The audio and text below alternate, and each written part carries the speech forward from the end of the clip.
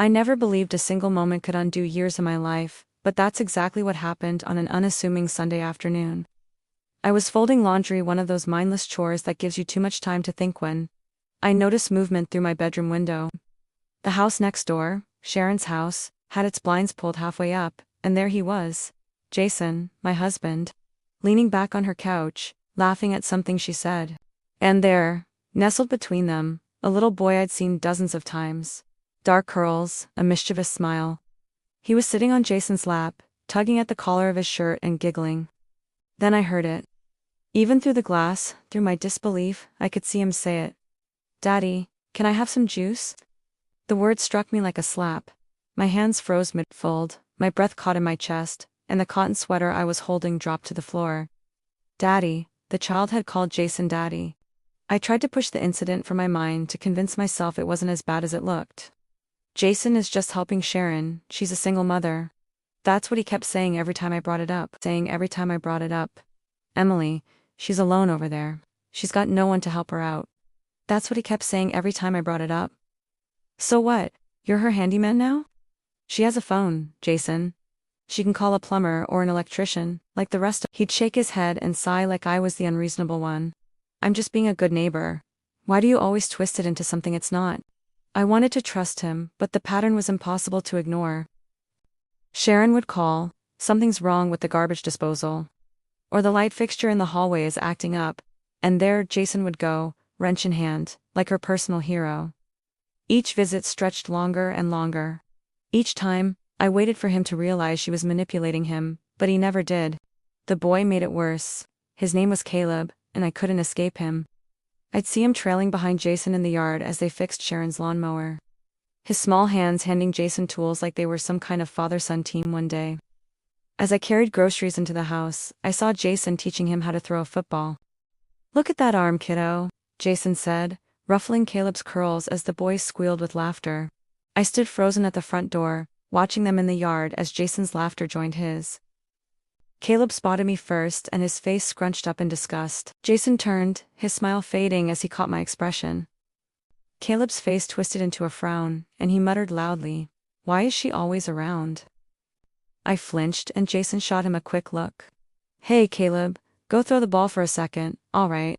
The boy didn't budge, glaring at me. "Mom says she's mean to you." "Caleb, that's enough," Jason said sharply.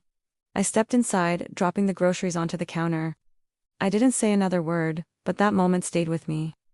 Caleb's innocent cruelty was a mirror of Sharon's manipulations. He must have heard things, bad things. One evening, Sharon knocked on our door. She rarely came to our side of the fence, so I was immediately on edge. "Hi, Emily," Sharon said brightly, her tone sugary sweet. "Is Jason home? My kitchen sink is leaking, and I was hoping he could take a look." Jason appeared behind me, already rolling up his sleeves. "I'll grab my tools."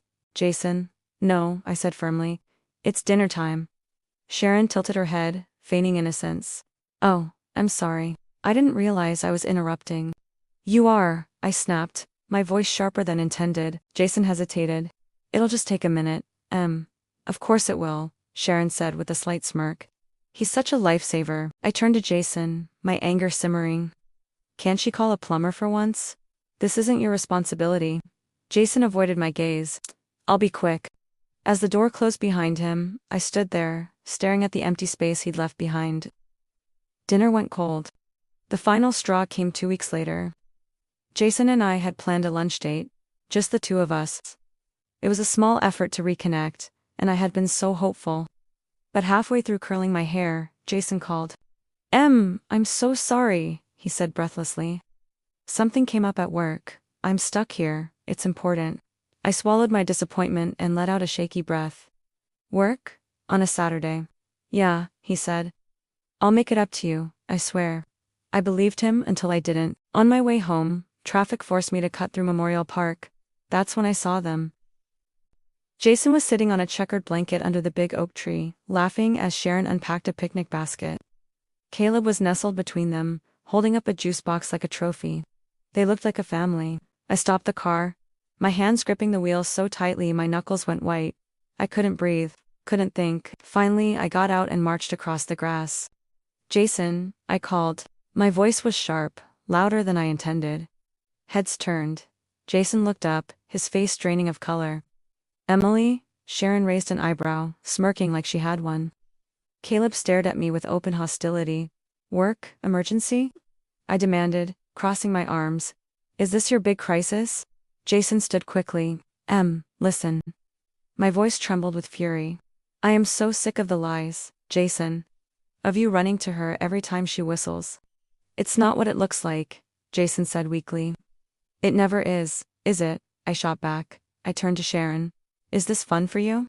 Destroying other people's marriages? Sharon shrugged, looking bored. Maybe you should ask why your husband keeps coming back.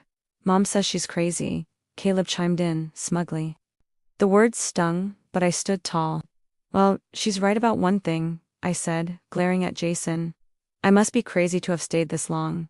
Jason looked stricken. Emily, please. But I was done. Jason didn't stop trying in the days leading up to the divorce filing. Emily, let's talk, he'd say, as I packed my things. I'll stop seeing Sharon, I'll fix this. You're only saying that because you're losing me, I replied flatly. No, that's not true. He grabbed my hand. I love you, Em. I just didn't see how far this had gone. She doesn't mean anything to me. Please don't do this. I pulled my hand back. You had plenty of chances to show me where I stood, Jason. Now it's too late. Even after I moved out, he didn't stop. Emily, can we meet for coffee? Just talk?